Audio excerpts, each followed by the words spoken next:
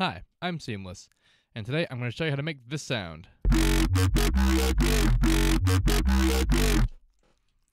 This guy used some pretty interesting tech in the distortion category.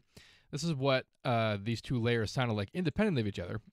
I'll show you all about how to layering and what this guy's doing and all that stuff in a second, but the point of this video is going to be talking about how we leverage the distortion. So here's this guy. Loud as hell, but that's what that dude sounded like, and here's what this guy sounds like. Basically a similar deal. So essentially a low pass saw and a low pass square. There are some shenanigans occurring, things like phase and whatever, and I'll talk about why in a minute, but basically that's the signal that gets multiplied to be turned from this to this and to this and that guy into this. So and then the layers here. I moved them. Whoops. The layers here are the high bit is for the saw, low bit is for square, and then there's also a high tech for the square because I didn't really want all of the frequency. But that little bit of smoothness feels pretty good against the high frequency sharpness in layered amount. I have some delay going on. This is entirely just for there being stereo presence. It doesn't really do much to the tone, but it's mostly just really short delay with some offset, like in the stereo, a little bit of modulation. This is the high frequency one, so I don't have a low cut going on. But on this guy, because he is a low frequency one, I do have a high pass filter engaged on the feedback, so when I'm not getting the stereo processing on the sub, which is why if this is able to maintain sort of sub coherence most of the time until we get to the compressor, which we're doing more fun things with. I'm automating the release time on every band and the master. They're being automated at the same level. Like basically from down here to up there. This is being accomplished through the envelope controller, which is how all the macroing is occurring post Harmor. Internally, Harmor has its own X and internal routing and whatnot, and that's just being controlled by the global this guy. But the rest of these guys, this is what this is for. This is why I have this set up here like this. I'm not doing anything with this second knob. This is just a preset I make to start with. But the range is set here, and it stays there. That's number 3. This is number 4. This is the range that's set. So this goes from top to bottom because the low values mean faster timing, and I want faster timing on the higher frequency stuff, which is on the top end of the modulation. So, for example, here's the mids. So an issue with compression in general, and this is sort of one thing that, in general, multi-band compression solves, is the idea that different ranges of frequency require different timing and compression to be at its best, quote unquote. So like low frequency stuff, I really don't want the compression to move all that fast, because if it moves faster than the actual notes that are down there, then it'll distort it, which is what distortion is, wave shaping in that regard, faster than the oscillation. And then the mids, same deal, but a little bit faster because they are higher frequency than the subs. Note wise, not so much, but the content is higher frequency. So then we do actually want to kind of envelope to it a little bit. But again, this is a macro, and this range in the mid here still has some qualities that don't really sit well when it's modulated too fast. So I don't want them to distort even more, but I do want them to be compressed. So that's why the modulation and the release time occurs, so that it can be fast when it needs to be fast, which is when the frequencies are high frequency, and then slow when it needs to be slow, which is when the frequencies are low frequency. And that's also why, actually, there's a different reason why the same speed works for all the bands, and that's because I'm modifying this presence a bit with the other two knobs, attack and sustain. This is why, for example, even though they're at the same speeds here, that the low frequency guide has slower business going on than the mid and the high, and also because I'm using a different curve type. This is like the tension in the curve for the release time and whatnot. And one, bringing it all the way down to 1 makes it linear, and it also makes it faster because it reduces how much time the release time is ultimately because of attention. I feel like it feels like it's faster, but either way, I put it up higher, the lower value for the higher frequency stuff, and higher value for the lower frequency stuff specifically, so that I think it does just make it curvier. This does look a little bit whippy, doesn't it? But I wanted to be existing at a slower frequency without having to make an individual modulator for all 4 of these, which would have been the sort of like perfectionist approach. so I can get away with just one of those guys doing the job of all four of them by modifying the speed with the other parameters. Anything else going on that's important here? I have the LMH delay all the way off, which is not on but that way by default, as well as the attack on the top guy, which is real-time delay on the audio. I don't think it totally changes the sound too much, just because but sometimes if it feels like a little extra too crispy, it'll be because on the top end, this having no attack time introduces distortion when the compressor engages as a snap, because it'll snap whenever it moves, and that's a lot. Cool. So let's go back to the Harmors to talk about how all this works out in the synthesis range, the synthesis area. So, why all of this is fun, and why this is working particularly a little bit better than it might have if I weren't doing this in Harmor, because this is just the low-pass filter saw on a square, right? So why not just use a citrus for that? And this is because I needed the phase control. If you look at the notes here, the sine waves that are present in the play here, you can see that they remain rigidly the same pitch no matter what the filter's doing. And that isn't the case for real audio going into quote-unquote real regular-ass minimum phase filter like the EQs are. Tell me if this sounds familiar. Have you ever, when you're designing a sound, had a low-pass filter engaged on something, and when you moved it around, it moved the pitch of the thing you were doing? And that's because phase change creates pitch change while you're doing it while it's playing. And minimum phase EQs change the phase of things to do the job it does. And if you move the thing around while it's playing, then it changes its phase, changes its pitch, and you get some kind of smoothed out issues. If you had a thing that was particularly rigidly sharp or a tone that relied on phase, like impactful percussive things. And so this is why this is important to be doing this in Harmor, because the phases do not move despite the filter doing what it's doing. This is the benefit of linear phase processing, and there are such things as linear phase filters and EQs. They're very CPU intensive, and they don't tend to work very fast, in just an experience that I have used them in. That does not necessarily mean much, because I haven't gone looking in them kind of years. But point being, this is why Harmor is handy. Also because of this window here. This is the harmonic phase window, and this allows me to change the phase of the bottom bunch of harmonics as if I were using the oscillator tab inside Citrus that broke everything off into harmonics.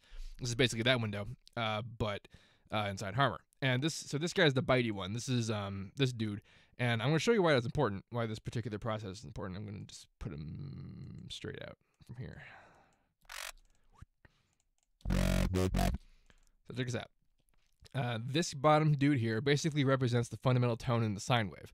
But let's talk about what this is going to look like. Actually, you can look at it right up here. So watch what happens when I move this around. You can see that the waveform, you can actually see the motion changing. What we're basically looking at here is where in phase the fundamental sine wave is. I'm also moving those other couple harmonics, but here's me moving just the sine wave. And the reason why I'm showing you the motion here is because if I were to go move like a way higher frequency wave, it'll make changes, but almost imperceivable in changing the shape of the waveform. And that is extremely important, because every effect that we're doing here is going into that wave shaping distortion, and that's the changing in the waveform is what's causing the tone. So the waveform's shape influences the tone. We're dealing with stuff spectrally here, and we have to also think about that this is going to change the shape of the waveform when it adds up all these sine waves. To that end, the way that the tone sounds will depend on the phase of those waveforms, and as far as how it interacts with the modulation. So check out how that works.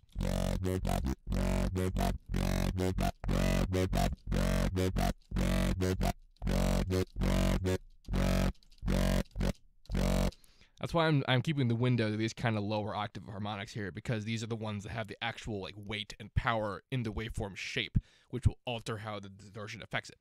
So let's talk about how the distortion affects it. Before we do that, though, let's focus again on this image to remind ourselves what distortion does in general, which is that it multiplies spectral activity.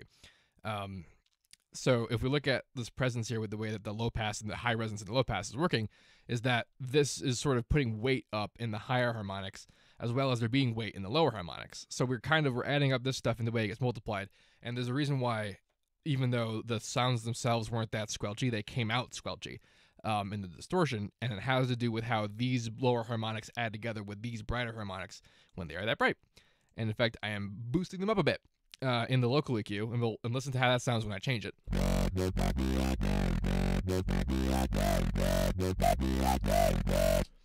Notice how it got whistlier when I boosted that way to hell up there.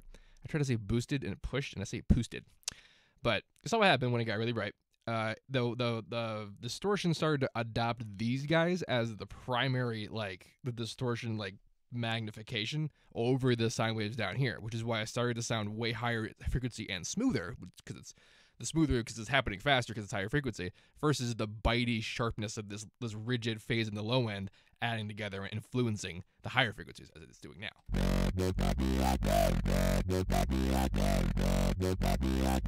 So the idea for me, for right now, what I'm trying to accomplish here, is that I want to get it high enough that I can hear it and tell it's there, but just kind of under. So I mean, this is like factually not as loud as the lowest time wave here, like as these points are identifying here.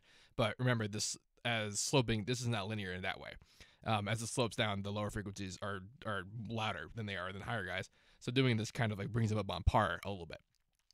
But I wanted it on par in such a way that I still hear the influence of these lower guys on the higher dude. And I just play around with it until I find it feels right, that kind of experimentation. So that's how the generation is affected by the distortion. But let's talk about this shape in the distortion. What does this got to do with anything? Well, let's walk us through from the nothing.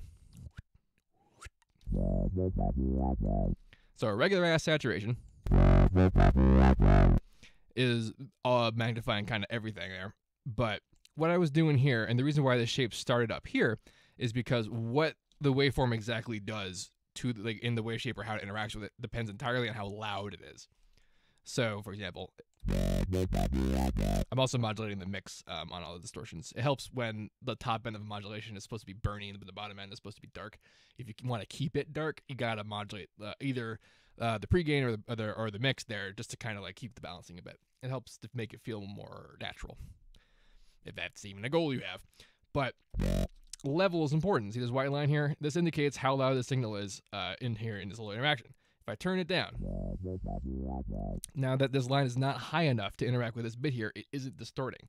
When it is, all of a sudden, there it is. It's distorting. What's going on here is that this shape is being essentially like if this were a sine wave, if the sine wave is being pushed through here, as that oscillation goes up and down, that's an amount of level. That is a plus level, and that's negative level. And then in here, this oscillation represents plus and negative. You can also do bipolar processing. I'm not doing it in this example, but you can. And when it goes above a certain level, it will or will not interact with whatever shape's going on here. And if it's a certain high enough level, then what happens is that instead of the line going out as it came in, it goes out according to this line, which is sort of adding it and subtracting it. And that creates significant high frequency multiplication. And that's distortion as we understand it. But I'm doing this, and then I went and added another one of these guys in our sound here.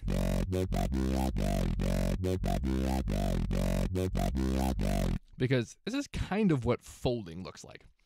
Wave folding, if you ever use Serum and use the distortion in there, or just anything that has this in it, like massive and whatnot, folding looks like this. Like this. And this has a very interesting effect on the waveform. What it's doing is this kind of looks like a tone, right? Like it's a sine wave happening. This is two sine waves. And if this were to be the whole window that's affecting the sine shaping of the sound, it's loud enough to interact with the whole thing. Essentially, it would look like there is a sine wave 1 octave higher than it kind of going on in there. Or if it's just the same octave, then it's like an octave and a half, kind of phasey. It's weird. Folding is so weird. Also, it's happening on both sides, so it'd be, I think, actually 4 octaves higher, because it'd be like this twice and then twice again on the downswing. And it gives us this kind of almost FME tone. And that's kind of cool, because squelch is an FM process. And you heard it get kind of squelchy when I punched it. Ugh, but it got Bernie and Webby. Why is that a problem, and how is that solved? Remember what we said before about the coming in as out? This line represents the ratio of input 1, output 1. Whatever the level is in, the level comes out again. And if I know that doing that, kind of like putting activity in there creates like multiple the humps in there. I'm doing this with sharp waveforms, but essentially we could think of them as events. There was the event of the sine wave, and then there's this other event that's occurring, and it could happen once per waveform, which sounds away, or it could happen multiple times a waveform, which sounds away. And I experimented with sort of a toothy approach. This is kind of like if we blended a sine shapery shape with a regular shape, because I wanted that like breaky, really like hard hitting sound, but I didn't want it to break all the damn way. So if I experiment a little bit further,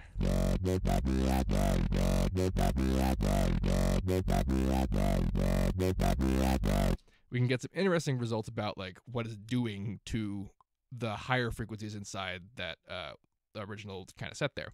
And you might also notice that while we were in here, we were doing all this like fitting and whatnot to the distortion. I did save that preset. Yeah, where did I put it? There it is.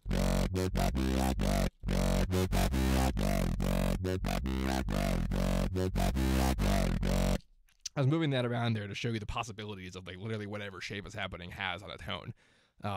It's true that this is a very different shape from like this guy here, but it's not so much the shape as it is how many of them are happening right now. That's contributing to what the tone ultimately ends up being. Once I kind of got happy with sort of a position about them, then you can talk about how close they are to each other, or far from each other, and then sharp lines and whatnot mean something about it inside the Waveshaper. You heard it get kind of noisier when I got to the side there.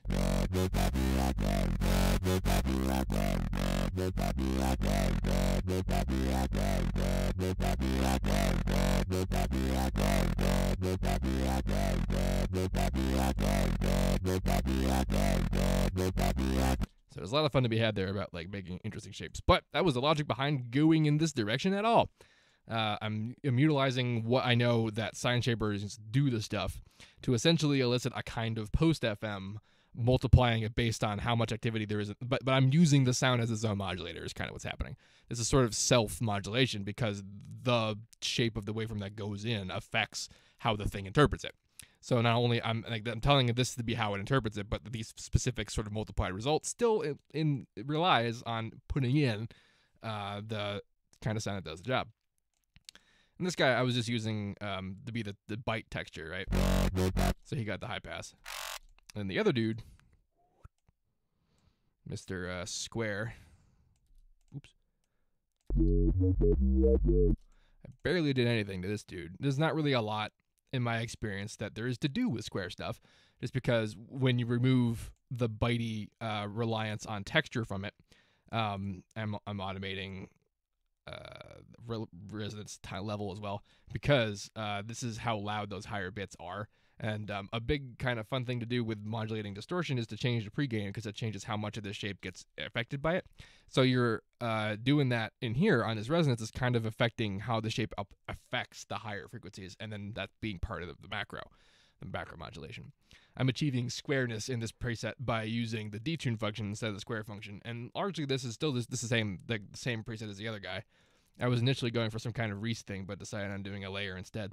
I am also modulating volume, so just so that the bottom of the macro has it be quieter than the top. Otherwise, it would sound like kind of an unbroken sort of modulation, which doesn't really feel right to me. It's my own kind of sensibility, though. And that's about it for important stuff. It all got layered together. I have this really high bit because I didn't like just how bitey the top end was here, and there could have been ways I could get this texture out of there, but I already had this texture. It was just a little more annoying than trying to put a huge notch in here than it would have been what I did here to separate it. Because that's just the high end of what this guy sounds like through distortion.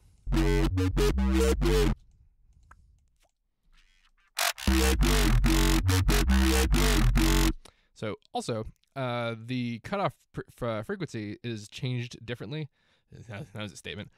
Between them, they're modulated the same way, and they have the same kind of double shapey thing going on here, which is why I'm able to get the whip I'm getting out of how they're modulating here. I'm basically undoing that by doing this kind of thing here. But the idea being is that I could do straight really fast modulation and have it already be doing it that sharply, and instead of having to do that manually with curves in here, which for myself is not a lot of work I want to be doing. Yeah. Oh boy, what the hell was I just gonna do? Lost my train of thought completely. What was it? Oh yeah, the volume. I was thinking the sensibilities about that. I did cover most of the things. Oh yeah, difference in freaking cutoff volumes. Right. So the frequency cutoff of the filters are different, and that's mostly where the talkiness is coming from. If I had kept them the same, it would still, it would work out as a layer, but the fact that they are different is contributing to the sort of form equality being like interesting as opposed to just being a low pass filter that's distorted.